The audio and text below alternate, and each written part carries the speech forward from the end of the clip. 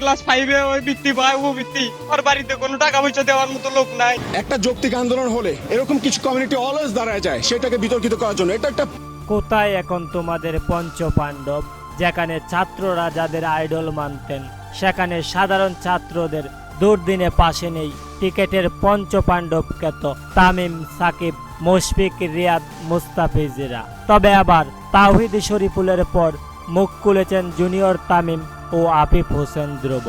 হ্যাঁ দর্শক, এদেশের মেধাবীরা বালু নেই। এরই মধ্যে অনেকেই পুলিশের গুলিতে নিহত হয়েছেন। তবে ছাত্রদের পক্ষে কথা বলার মতো সেই আইডলগুলো আর নেই।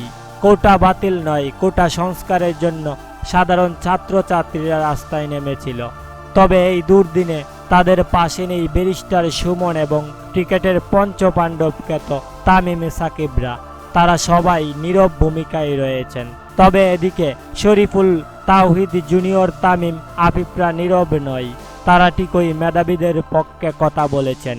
জুনিয়র তামিম নিজের ভেরিফাইড ফেসবুক পোস্টে লিখেন, টেকনাফ থেকে তেতুলিয়া কোনো রাজপথ আর আমার ভাই বোনদের রক্তে রঞ্জিত না হোক। সঠিক পদক্ষেপ ও যৌক্তিকতা বজায় রেখে সবকিছু সমাধান হোক।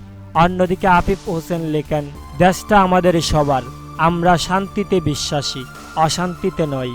আমার কোনো ভাই বোনের রক্ত আর না জড়ুক। যৌক্তিকভাবে চলমান সংকট নিরসন হোক। চলমান পরিস্থিতি দ্রুতই শান্তিতে রূপ নিবে।